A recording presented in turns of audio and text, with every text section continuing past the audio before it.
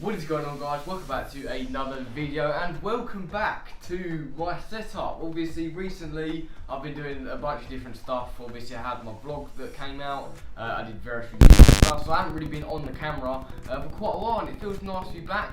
But yeah, hopefully everything will be back to normal now and this will just be the kind of way going forward. Obviously I'll still be doing little bits like that, but this will kind of stay the normality of how I film my videos. But yeah, obviously in today's video, as you've obviously seen because you've clicked on it, I'm going to be discussing something that I don't really think has been discussed too much yet, but I think will be starting to be discussed very, very quickly and very, very soon.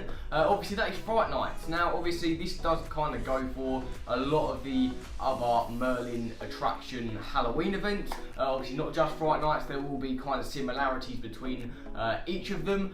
So in today's video I'm just going to be going over what Fright Nights 2020 could potentially look like, whether or not we even get a Fright Night this year, just my kind of various thoughts and ideas on what potential mazes could look like if they are social distance, if not they're there not at all. Obviously what alternatives they can have to mazes as well, we're going to be discussing. So yeah, we're going to discuss all of that in today's video and more. So if you guys do go on to enjoy the video, make sure to like and subscribe. Also I post weekly videos all about the Merlin parks and just theme parks in general, so if that does interest you then definitely feel free to subscribe. So with that said, let's get right to the video. Okay then, so first off I'm just going to talk a little bit about what we actually know about Fright Nights 2020 at this moment in time. Obviously we're still quite early on in the year, however this time last year Fright Nights construction was actually going on, so it would have been around about this time we would have started seeing stuff. Obviously Thought Park themselves haven't necessarily made official statements about this. Obviously they do have all the dates already, however I'm not going to kind of talk about that in like truth too much because they have been changing for quite a bit. I do believe they've just changed to a little bit earlier now and they're opening until 10. Obviously that was a bit different a couple of weeks ago when it was kind of a lot shorter period of time and they were actually kind of restricting the amount of hours people were in the park. So that is changing constantly, so there's no real concrete definition of what that's going to look like. But if you are booking stuff for Friday nights, I would advise doing it in the middle of the time that it is displaying, just in case things are moved and things like that. So obviously, in terms of what we know, obviously that is pretty much it. We've had various different kind of conversations and stuff happen within other videos. Obviously, if you saw Jack Silverstone's behind the scenes video, he actually questioned Russ, who obviously works at Thought Park, about what is actually going to be happening with Fright Nights. One by far was Fright Nights related. It's hard to tell at the moment, I know, but are there any plans at the moment for Fright Nights going forwards, or? At the moment, we're still planning for there to be a Fright Night product at the end of the year. It might look different from what it has looked like in previous years. As you know, yeah. It's actor led.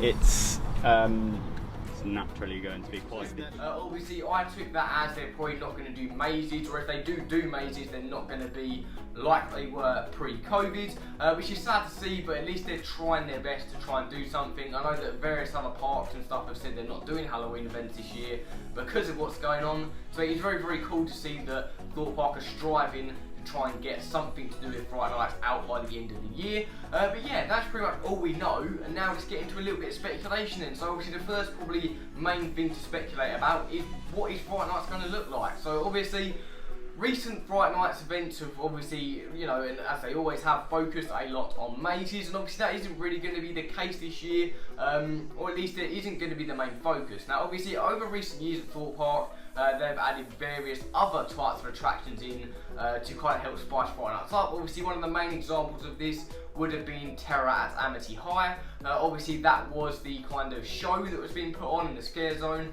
over near Stealth. Obviously we could probably see a load of more stuff like this at Fright Nights, and this was even mentioned by Russ, I'm fairly sure as well. So expect more stuff like that to come into Fright Nights and be kind of in the mainstream, the limelight.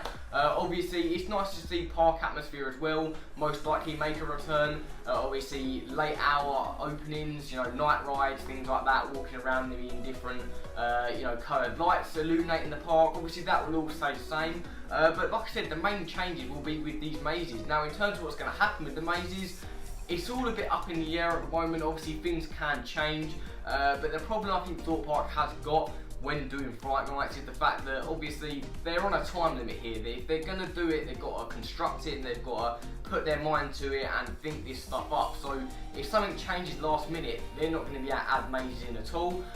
So I have a couple of ideas of how they could work that. Potentially they could keep the mazes they are right now, so your Creek Freaks, your platforms, your Blair Witch and all that sort of stuff will stay as they are right now. They may upkeep them a little bit, you know, put branding back on them, and so that maybe if something does drastically change, they will then be able to just say, right, okay, here are the mazes. But there's one problem that does come with that, and that is obviously actors. At the moment, Alton Towers, Thorpe Park and that are all hiring for Fright Nights, and nowhere listed on there are scare actors. Obviously this is due to social distancing. Obviously having a scare actor isn't exactly the safest way possible. So seeing potential mazes maybe running without actors and maybe just special effects could be a possibility. However, obviously we also do have to take into account the cramped spaces that a lot of the mazes, not just at Thorpe Park but across the UK, also do hold. So it's a very kind of sketchy look at things at the moment, but in terms of that, I think that's what the main bulk of Fright Nights will look like. Okay, so now that we've taken a look at what potentially existing stuff could be coming back for Fright Nights, now let's take a look at a little bit at what new experiences we could be seeing. Now obviously I've already mentioned within this video that they are definitely going to be thinking outside the box this year, and yeah, there are a multitude of different things they can do other than mazes. Obviously it's going to be a huge shame that obviously we're not going to be able to get back into these mazes for the Halloween season. However, in my eyes, a little bit of a side note, at least next year will be fine, hopefully, fingers crossed, because that's their 20th anniversary for Fright Nights. So hopefully something special out next year. But yeah, it is still very sad we're not going to be able to do anything this year. However, there are a multitude of things that possibly can happen. Now, I've already mentioned shows as being a huge thing that can happen. Obviously, an existing show we have is obviously Terror Amity High. That is obviously evidently went down very well last Fright Nights. So definitely shows I reckon are locked in and will 100% be one of the things we're seeing. Obviously, same over Alton Towers, the Alton Ancestors and that, I reckon will still be kind of active. Leading on from that, another thing that could potentially happen that I would say is very new is having scare zones. Now, this necessarily won't have actors, but could potentially harness scare elements. Now, this is going to sound a bit weird, but it can definitely be done. They could easily, what they could do is they've got all this theming they can use, and they could just spice up certain areas of the park to make it look like a certain show or a certain theme of what they're going for. So, for example, the biggest one being The Walking Dead. Obviously, The Walking Dead has been a huge part of Fright Nights for years, and there's been different debates on whether or not it's even going to return this year, because obviously the removal of Living Nightmare with Black Mirror. Will Do or Die, or would have Do or Die still been a part of Fright Nights, or they just dropped it? But I'll just use that as a little example here. Potentially they could just spice that whole Lost City area into a Walking Dead themed part of the park. Not necessarily have actors to scare you, but kind of have the theming there to make it feel a little bit more homely and welcome to what it usually would do on a normal Fright Nights day. Another easy one over at Old Town, they can easily theme all that up into something. They can do some really special stuff, and they can really get creative with this sort of thing. Obviously, we know they're not hiring actors at this point, but they could easily do that if they really want to. Obviously, scare actors can socially distance scare if they really wanted to. Obviously, but that is something that is going to have to change as and when we get there. But I definitely think these kind of themed areas could also work very well. Another good kind of cool manipulation of Fright Nights Thorpe Park could easily do is something to do with the rides. Now obviously they're not really a main focus for Thorpe Park when they are creating the Fright Nights experience. Obviously the mazes are front and centre when they are kind of drawing things up and looking at things. However, with the rides obviously having a big impact, obviously when they're running at night, they could easily do some really cool stuff with these. Obviously, we know that they were, you know, planning on doing certain stuff in Hyperspring. Obviously with ride repeats, we could see a very similar thing to that. If they really want to spice it up, they do have the technology to do that. Maybe have glitches within the system and kind of run rides run again, and just kind of add to that fear factor. Obviously, still have all the new Fright Nights audio. Obviously, you know, Thorpe Park do like to have their nice Fright Night audio for a lot of the rides. So easily that could happen. They could just kind of spice the ride experience up a little bit for people. Obviously, because there probably wouldn't be as much to do as they would have on a normal Fright Nights, which I think could really go down well. And it's certainly something I would love to see, especially as we missed it in Hyperspring. Leading on from having potential shows at the resort, we could also see some other forms of entertainment, potentially stage shows. Obviously we know that Amity High and a lot of the other shows we've got are dance shows. Potentially we could see something like proper stage shows. I know Alton Towers do this quite a bit, I'm pretty sure. They kind of have the characters for Scarefest. So we can see maybe a kid-friendly leaning thing potentially at Fright Nights for that. However, I'm not sure whether they would lean in that direction, seeing as Fright Nights is a very kind of scary focus and centric event, rather than it being kind of a kid-friendly event like, you know, Chessington's is. But they could easily have that form of entertainment. If they really wanted to, they could have different movies showing. Obviously, we know that Screenplex Cinema was a thing last year and the year before at Fright Nights. Potentially they could have that running. Obviously by this point we've got to remember they may have even been able to be cleared to have Angry Birds in that open. Maybe for this they could probably take away the 4D elements and stuff and just kind of play the clips. Obviously we know cinemas are opening back up over here in the UK anyway, so something like that Fright Nights can easily be done, maybe showing some more short films in there, maybe more than they usually would. You know, it's just little things like that that could really spice the experience up, especially for people that are looking for a lot more of a thrill than just going on rides. So then as we're starting to kind of finish the video up, I do want to touch on something that's not necessarily to do with Fright Nights, but can also indicate something maybe that can reflect on Fright Nights. Now obviously Chessington World of Adventures is also owned by Merlin, as well as Thorpe Park, Alton Towers and Legoland, and they recently, I've heard they have released a statement saying that they're not necessarily going to have the Halloween event they planned, and they're not necessarily going to be even calling it Halloween. Obviously that is a big statement for them to kind of come out and say, and I may be wrong with some of the information I've got here. This is just what I've heard from other people, so if you know any more information about it, definitely let me know down in the comment section. But potentially like this, they could be going the same way as Chessington with Thorpe Park. They could easily just do kind of just have late night rides open and just kind of have it like that. But you know, it's something that, you know, it's almost confirmed at this point there will be no mazes. It's a very sad thing to kind of come to a conclusion to, but it's just something we're going to have to get used to now. Stuff like this is going to be the norm. But hopefully by next year's Fright Nights, with their 20th anniversary, they will be roaring and ready to give us some really cool mazy experiences. So if you guys think I want to enjoy the video, make sure to like and subscribe. Like I said at the beginning of the video, it really does mean a lot to me. I know I kind of seem a little bit desperate, but it really does mean a lot. I love every single one of you guys that comment, like, anything. It just feels so warm, and you know, it's like we're building up a proper community here. So yeah, that's very, very cool. Thank you all for watching, and I'll see you guys later.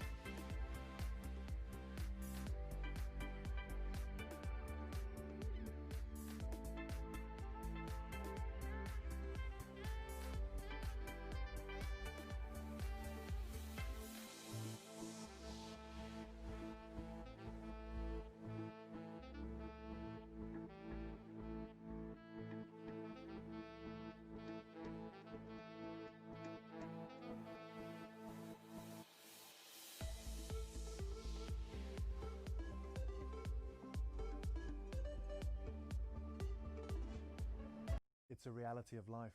We all need to earn an income, but most people are doing it in the worst possible way, trading their time, freedom and fulfillment for a salary and benefits package. You see, spending the best years of our lives doing work we don't love, under conditions that don't serve us, hoping that we can retire with enough money saved and healthy enough to enjoy what's left of our life and freedom, is a broken model. But thanks to the internet, there's a much better way: working for yourself online. When I realized this, I was working as a freelance HR consultant, and I was at a crossroads in my life. I was earning good money, but I was sacrificing too much to get it. I hated having to commute to an office, sit behind a desk all day to do work I wasn't passionate about, and being in this artificial corporate environment where I wasn't free to be authentically me. I wanted the freedom to travel the world, and I wanted more free time to focus on what really matters to me: being with the people I love, pursuing my passions and my potential, and having a bigger, more positive impact in the world. I wanted to live life on my terms. Now, I was aware there were people earning an income online, but I didn't know where to start. And to be honest, I had doubts about whether I could be successful online because it was a new world to me. And then one day I was on YouTube, watching videos on personal development, looking for some inspiration, when a video popped up. And in that video, a guy called Stuart Ross invited me to a webinar where he showed me how anyone with the right mindset can leverage internet tools and technology to create a life of freedom by building an online business around their passions. He also shared how he'd helped many different people from all walks of life break free from their unfulfilling careers to live the lifestyle I dreamed of. Listening to Stuart, what I realized is that sticking to what I know will never take me where I want to go. And if I really want to live my best life, I had to change direction and walk a new path. Again, I had more doubts and fears around the whole thing. Like, what if I fail and I lose money? Or what if I fail and I've got to go back to my old career and I've lost ground there? But it all came down to the fact that I've got one life to make the best of. And I wasn't going to allow myself to get to a point in time in the future where I'd look back and be filled with regret because I didn't chase my dreams and instead allowed fear or the opinions of other people to stop me. I also realized that the only way I can fail is if I give up, which means that my success is entirely in my hands. So long story short, Stuart, who is a highly successful digital entrepreneur, is now my mentor. And with the help of him, his business partner Jay, and their team, I'm building my first online business, something I am passionate about and that's giving me the freedom to live life on my own terms. Most importantly, I know that I'm now on a proven path that can take me to living my best life. I'm at the point in my journey where I want to help other people do the same. So if you're watching this and you want to learn